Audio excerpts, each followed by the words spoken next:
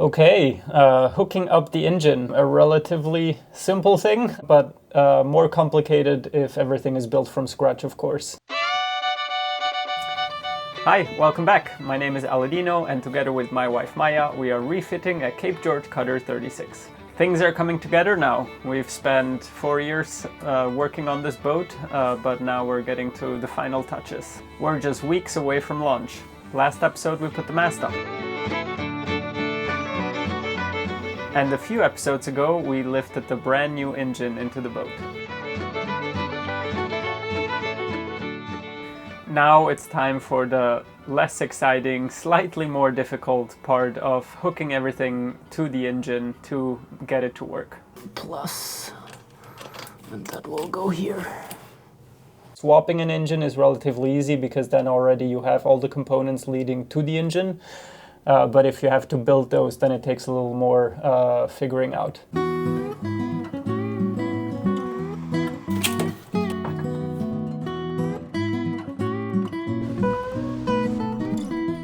Most engines on boats are water cooled. There are some air cooled ones, but that's rare.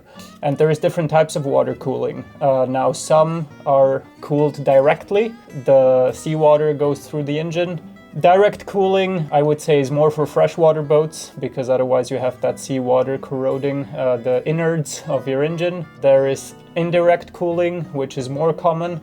And then there is also like keel coolers that you see often on like commercial fishing boats. So I would say the more common one is indirect cooling. So for that you need a through hull where water can enter the boat, below the waterline of course, and then it goes through a strainer to filter out whatever particles might be sucked in. And water is drawn in by the water pump, which is always turned by the engine. And this stack here is called the heat exchanger. This is indirectly cooled because inside of here there is coolant. So the water interacts with the coolant and the seawater only passes through the heat exchanger, nowhere inside the engine. Inside the engine is only the coolant. This needs to be expelled from the boat again. And so that's when we come to the exhaust. And out of the big pipe here, that's where the gases flow through. And then the water, well, the pipe is missing right now, but a pipe is connected from here to here. And that's where the hot water is introduced into the gas again, and then it goes to the muffler, and then it gets spat out. And there is a couple of considerations which now make this matter a little complicated. Depending on where your water line is, yeah, you have to make specific decisions. You could flood your engine, potentially, if you don't take the right considerations. Water can either flow back from the exhaust pipe, and it can come in the engine through the exhaust pipe. That is either if a large wave comes in the exhaust port. So that's why you should put in a gooseneck, and there is minimum measurements you should account for there. The water lock muffler, which we're still waiting for, but this box here symbolizes it. This one is mainly for when you shut the engine off, then all the water that is between here and the exhaust port up there flows back. It doesn't have pressure anymore, it's not pushed out, it flows back. So not to have that water flow back into your engine, you have this canister which catches that water. So this should be of minimum the volume of all the pipes continuing from it. You could also siphon in water though from a broken impeller vane inside of your pump, for example. You turn off the engine, and if one of the vanes there is broken, water can siphon and continue to suck through the system and also flood your engine. So yeah, there is a few precautions to take. On our boat specifically, the engine is below the waterline. So one thing that we have to add is a siphon. And that's why this hose here is removed right now, because we have to get a longer one that extends up onto the bridge deck. It has a vent on top, and so when you turn the engine off, air is introduced and it breaks the water flow, so to speak, because otherwise it's a continuous loop where that water flows through when there is pressure. Yeah, there's all these little things which I have to measure, consider, make templates of. So that's kind of what I'm wrapping my head around here in the engine room. One simple thing though that I think I will tackle next is electrifying the engine. Starter is on this side, so our start battery is under the chart table. So I have to run wires, add in a switch, add in a fuse. Oh, and actually another thing is throttle cables. So the other day I drilled a hole through here that goes into our quarter berth, and that is because we have the gear lever on the starboard side of the cockpit, which turns into our quarter berth. So from there, after drilling the hole, I was able to introduce some cable just to get the measurements. One of those cables goes to the gearbox so that you can engage forward, neutral, and reverse.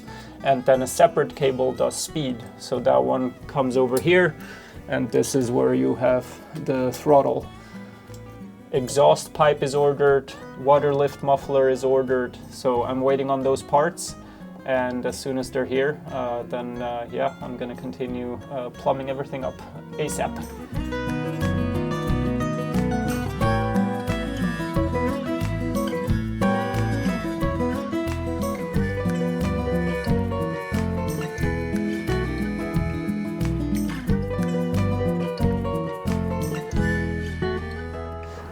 Jack of all trades, master of none. Gets displayed every day. Yeah, it's just a lot to keep track of. Luckily, there is a chandlery close by, so I can run there and check if they have whatever I need, because I tried to stock up on quite a few things when we left the States. But then keeping track of every single lug sizing is what gets difficult. Yeah, it's no rocket science. I mean, I could look all that up and now I know for next time. But yeah, it means that I could not just supply everything that I need. And then I thought it's a good idea to protect the circuit once it's built. So I got the split loom, which works fine. But yeah, the difficult part is over. That was laying the cables out, plan how they're going to be routed, then actually, yeah, mark where the switch is going to be in between. And instead the minus cable is continuous from battery to ground.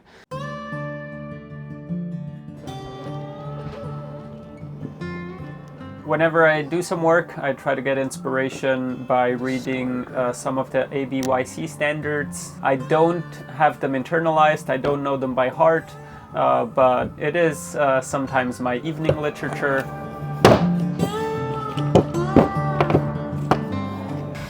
So hot today, Schatz, you could just heat shrink it in the sun. I tried, but I am heat shrinking. Or actually I refer to it as popcorn. I might popcorn. Yeah, it is warm today.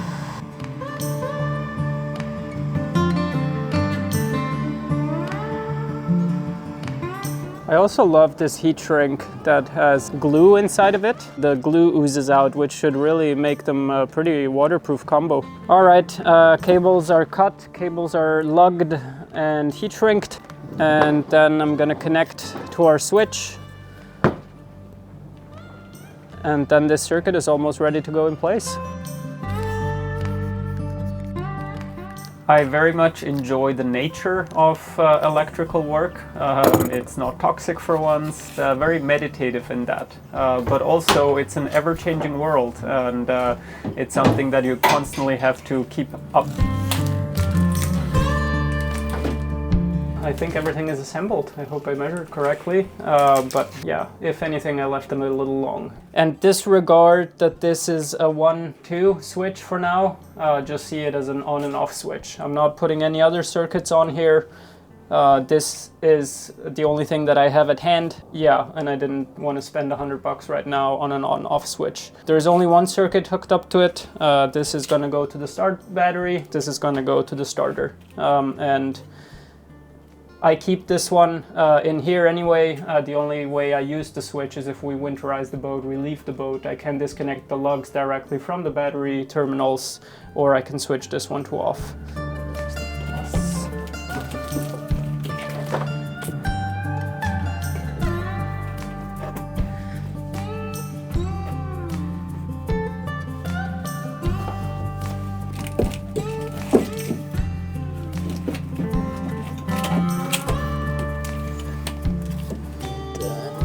Yes. All right, this one's looking good. Basically, we can get access to the switch here, and this is a space for a whole lot more runs once we'll work on those. But I think that's an okay place for now, especially if how we use this switch. Like I said, it's more for like laying up the boat and winterizing. Then I wouldn't want to have it here or right here. I don't think that's necessary. Lifting up this thing when it's necessary, I think that's not hard. So now I'll do the same with the negative. Just put it in its conduit here. And then I will be hanging it up with these little fittings here. Those are in conjunction with zip ties, so I'll make sure that the cable is secured enough. So of course, having an engine before we launch the boat is going to be really helpful, but there's another big reason why Aladino is pushing so hard to get the engine hooked up, and that is for insurance. Marinas around here definitely need you to have insurance, and after putting so much into this boat, we figure it's probably a good idea to have reasonable hull insurance on the boat. In order for that to happen, we need to pass a survey. But one of the biggest prerequisites for getting insurance around here is a functioning engine. So before we call a surveyor, we have to have a functioning engine. And before we call insurance, we have to have a survey. So there's all these order of operations that we need to do. Now, of course, while the boat is in the yard also does require insurance, but we have basically what's called marina premise liability insurance. I'm not an expert in this, but it basically only insures us when we're at the marina, and we didn't need to get a survey for that, which is why we went for it. But as soon as we start sailing, that's not going to work anymore. So that's the explanation. The very boring, but unfortunately very necessary sort of bureaucratic side of all of this.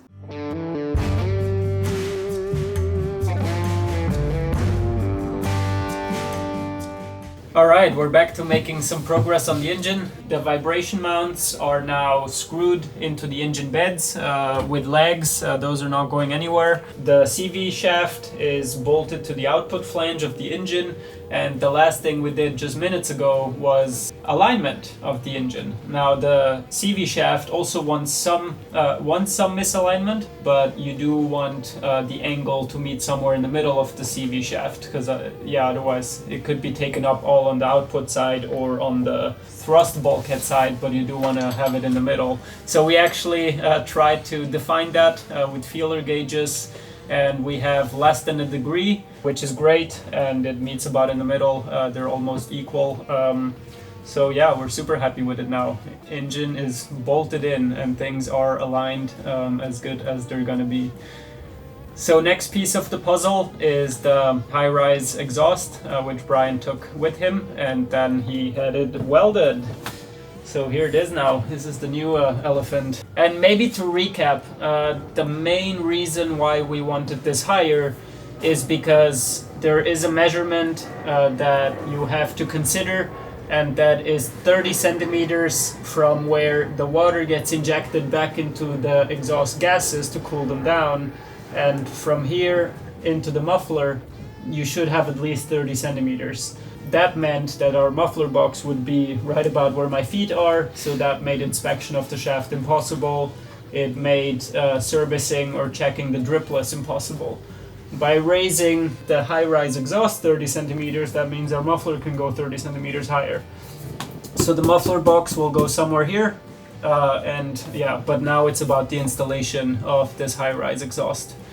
We also talked to Ben Gartside at Beta. He said this is a viable option. Just think about bracing this as it is higher. There's more forces on it. You don't want it to snap. So the one thing that we are doing is we also welded these two tabs on, and right now we're going to brainstorm on how to mount it onto the ceiling with some springs so that this is supported a little better as well. But yeah, it's coming along. I'm really happy the engine is now finally has found its position. It's well aligned. All the math that we did paid off. Yeah, we're getting to the details.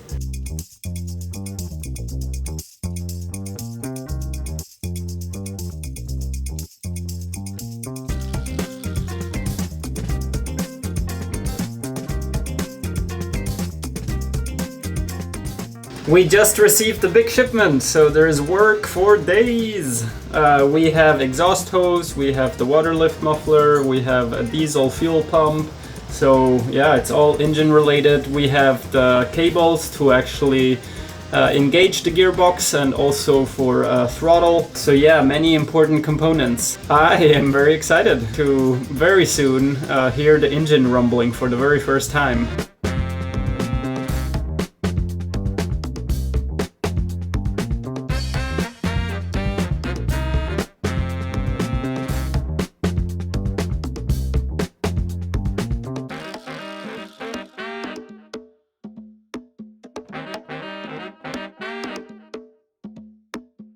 Yay, happy day! Sorry about all the time lapses, but yeah, I think it would drive Maya crazy to just be waiting until I have something exciting. It's just a lot of crawling in, crawling out for a specific tool that I need or for a measurement to double check things. I'm super happy that I can crawl in there. I put in the fuel pump, so that one's gonna be right here at the front of the engine. And then I also installed the manifold, and the manifold has two valves, so we can either the pump feeds the engine always when the ignition is on and the engine's running, then it uses the booster pump. But when the engine is off, I will in the future hook up a switch, and then I have to flick one of the manifolds over so that we can polish fuel. So then with a separate switch I can turn on the pump, and it will draw the fuel out of the tank through the ray cores, through the pump that is pulling through the other manifold and back into the tank. So then it's a polishing setup. That's why the two valves. Yeah, and then I put in this little elbow here, which is going to be connected to the raw water strainer. So that's just a neat little way of getting a tight corner.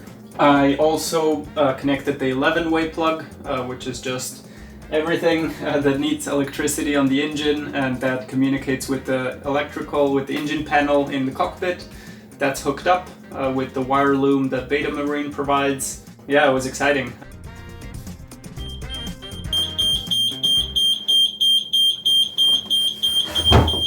Ah, how exciting, it peeps! Anyway, so that's that.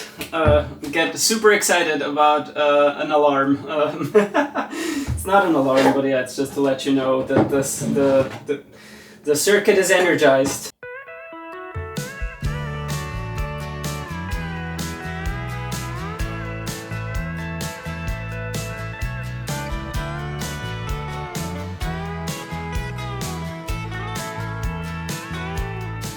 And at this point, I'd like to say a big thanks to Ben Gartside again. He is the Canadian distributor for Phantom Marine. He's just around the corner, but we unfortunately haven't even managed to visit him yet. But whenever I write an email or call him up with a question, he's incredibly knowledgeable and very helpful. And actually a little background is that we did shop around. Once we even decided that we wanted a beta, we considered buying it in the States, but we made a couple of phone calls, and ultimately Ben was the most helpful and knowledgeable, and we decided to do the repower and the purchase of the engine in Canada.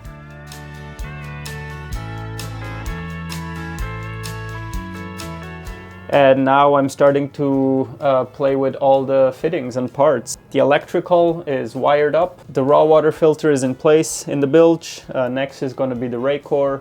And it's just astonishing how many fittings there are. You need pipe to barb for hose, and sometimes with elbow, without elbow. So I'm still playing around with those fittings. So soon I can then continue to actually put on hose and hose clamps. I'm also very happy with the high-rise exhaust pipe that's installed now. So yeah, literally next I'm going to fit the diesel fill pipe and then exhaust hoses.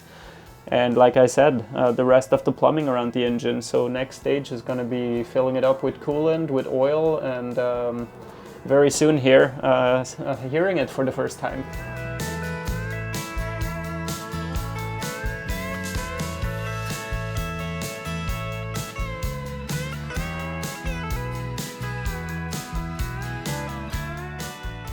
How close are we to having an engine, Amore? It's looking pretty close now. A couple of days! Yeah. Wow.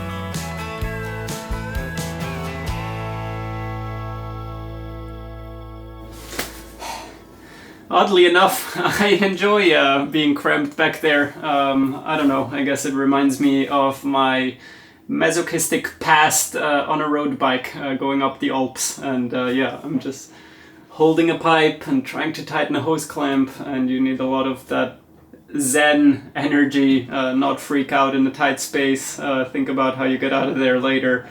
But yeah, we have the exhaust hoses all in.